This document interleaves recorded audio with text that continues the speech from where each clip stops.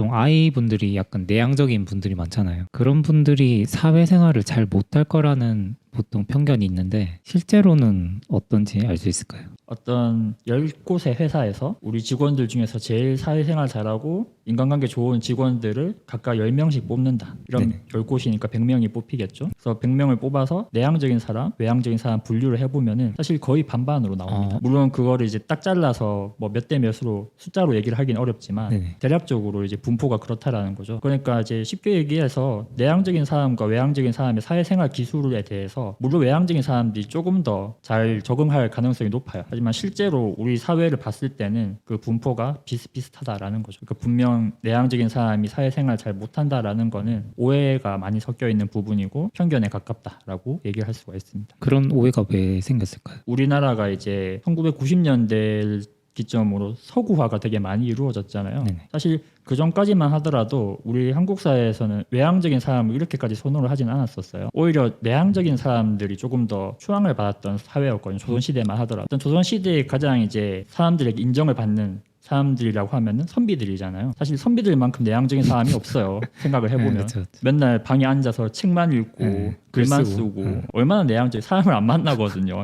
심지어 조선시대에서는 선비들이 일도 안 했어요. 설화를 보면은 자기 남편이 너무 일을 안 해서 집에 막 지붕이 무너지는데 그 책만 읽고 있어가지고 서럽게 우는 아내의 모습 이런 이야기도 나오거든요. 그런 걸 봤을 때는 분명히 내향적인 사람이 우리나라에서는 존중을 받았었는데 서구화가 이루어지면서 네네. 이런 문화가 자리를 잡았어요. 미국 사회에서는 굉장히 외향적인 사람을 선호하는 어떻게 보면은 선호를 넘어서 추앙하는 그런 문화가 자리를 잡고 있거든요. 그게 왜냐하면은 미국이란 나라는 새로운 신대륙을 발견해서 이주한 사람들이 만들어진 나라잖아요. 그러다 보니까 굉장히 도전적이고 모험을 즐겨야 되고 위험을 두려워하지 않는 그런 적극적인 성향이 조금 더 많은 주류가 된 거죠. 그러니 그 사람들을 조금 더 우대하고 선호하게 되는 그런 경향이 생길 수밖에 없었는데 그 문화가 이제 우리나라로 넘어온 거죠. 그러면서 외향적인 사람들이 뭔가 이 사회를 변화를 좀 주도하고 어떤 큰 문제를 나서서 해결하고 이런 주도적인 리더의 역할을 할 것이다 라고 기대를 하기 때문에 외향적인 사람을 우리가 선호하게 되는 거죠. 처음 들어보는 얘기예요. 우리가 역사들을 살펴보면은 리더들 이렇게 쭉 살펴보면 내향적인 리더도 참 많았거든요. 네네. 그 부분에 대해서는 저 사람들이 외향적일 것이다라고 오해를 하고 있는 부분이 되게 크다라는 거죠. 그게 대외적으로 비춰지는 모습이 많으니까 외향적이라고 느낄 수도 있을 것 같아요. 사람들이 기본적으로 내향성과 외향성에 대해서 이야기를 할 때 활동성, 겉으로 보여지는 면에만 너무 집중을 하는 경향이 좀 강하다 보니까 더 이런 오해가 깊어지는 것 같아요. 내향적인 사람들을 표현할 때 우리가 일반적으로 쓰는 단어가 수줍음이 많다, 끼가 없다, 조용조용하고 혼자 있는 거 좋아하고 이런 단어들로 보통 연상이 되잖아요. 외향적인 사람들은 활동적이고 인싸고 에너지가 넘치고 이런 단어들로 묘사가 되죠. 근데 사실 굉장히 인싸적인 내향인도 있고 혼자 있는 걸 좋아하는 외향인도 있거든요. 물론 그 비율로 따지면은 안 그런 경우가 더 많겠지만 그런 반대의 경우도 분명히 존재를 한단 말이죠. 사람을 많이 만나고 외부 활동을 많이 하고 이것만이 외향과 내향을 가르는 기준이 아니라는 거죠. 근데 그걸로만 사람들이 판단을 하다 보니까 내향적인 사람들에 대해서 안 좋은 편견이 많이 생겨난 것 같습니다. 그러면 이런 내향적인 사람들이 사회생활을 할 때 가질 수 있는 강점이라고 해야 될까? 그런 건 어떤 게 있을까요? 내향적인 사람들이 가장 강하게 갖고 있는 강점이라는 게 한 가지 일에 집중하는 힘이 굉장히 강합니다. 가능님도 내향적인 분이라고 하셨으니까 스스로를 이렇게 살펴보면은 내가 좋아하는 일에 딱 꽂히면 정말 밤새워서라도 달성을 해내잖아요. 근데 외향적인 사람들은 기본적으로 이 에너지 수준이 밖으로 뻗어나가야 되는 사람들이에요.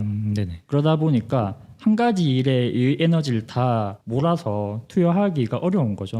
나쁘게 표현을 하면 산만하다고 할 수도 있고 좋게 표현을 하면은 그만큼 내가 탐구하고 싶은 세상이 넓은 거예요. 근데 내향인들은 그게 범위가 조금 더 뚜렷하고 좁죠. 그래서 내가 하겠다라고 마음먹은 일에 대해서는 정말 끝장을 보는 사람들이 많아요. 우리가 어떤 중요한 직책을 맡기고 싶은 사람은 뭔가 이런 호기심이 많은 사람이라기보다는 한 가지 일에 끝장을 보는 사람들일 가능성이 좀 더 높잖아요. 그런 걸 따졌을 때 우리가 필요로 하는 사람은 사실 내향적인 사람일 수도 있다는 거죠. 그래서 실제로 인사 쪽에서 연구를 했을 때 우리가 회사에서 운영을 하다 보면 중요한 어떤 문제에 직면을 할 순간이 있어요. 예를 들어서 뭐 구조조정이 들어가야 된다든지 아니면은 회사에 경제난이 온다든지 경영난이 온다든지 그런 상황을 할 때 그 문제 해결을 위한 특수한 한 팀을 꾸려야 한다면 네네. 그 팀의 리더로 누구를 세울 것인가라고 많은 CEO들에게 질문을 했을 때 대부분의 사람들이 책임감 있고 자기가 맡은 일에 대해서 모든 에너지를 투여할 수 있고 그리고 그 문제를 직관적으로 해결해 나갈 수 있는 그런 사람들 선호를 한다고 하거든요.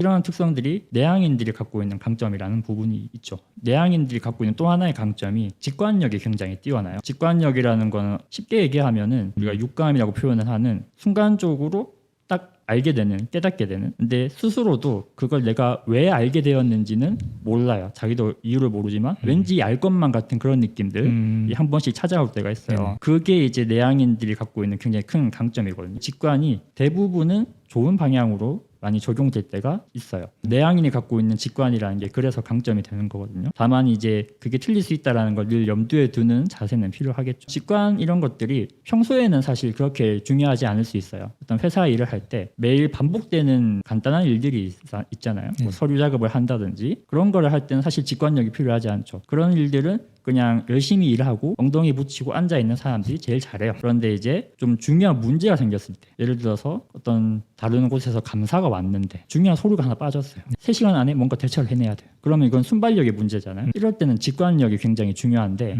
그때 이제 내향인들의 그 숨겨져 있는 강점이 드러나기가 쉽다라는 부분이죠. 이런 상황에서 외향적인 사람들은 굉장히 당황을 하면서 네. 어쩔 줄 몰라 하는 경우가 되게 많아요. 그 외형인들은 그럴 때 혹시 어떻게 주로 해결하나요? 외향인들 같은 경우에는 일단 떠올릴 수 있는 모든 해결 방안을 다 떠올립니다. 일명 이제 브레인스토밍이라고 하죠. 네. 아이디어를 최대한 꺼집어내서 그걸 되는 대로 다 해보는 거예요. 그러다 보니까 정작 중요한 딱 들어맞는 해결 방안이 좀 뒷순위로 밀리면서 쓸데없는 시간을 지체하게 되는 경우가 간간히 있어요. 딱 맞는 퍼즐을 좀 일찍 적용을 하게 되면 운이 좋게 빨리 해결이 될 수도 있겠지만 어떻게 보면 이거는 이제 복불복이거든요. 잘 풀릴 수도 있고 안 될 수도 있어요. 그 격차가 좀 심하죠. 그래서 외향적인 사람들은 기본적으로 일을 좀 잘하는 타입입니다. 그런데 슬럼프에 빠진다거나 뭔가 실수가 하나씩 생기기 시작하면 네네. 끝도 없이 나락으로 떨어지는 경우가 종종 있어요. 모든 사람들이 그렇지는 않겠지만 네네. 그게 이제 생각이 너무 많기 때문에 내가 해야 할 일, 할 수 있는 일도 가능성이 너무 많이 열리는 거죠. 그런 말이 있어요. 선택지가 너무 많으면은 사람들이 불안해지거든요. 외향적인 사람들이 어떤 실수나 문제에 빠졌을 때 너무 선택지를 많이 떠올리는 힘이 있어서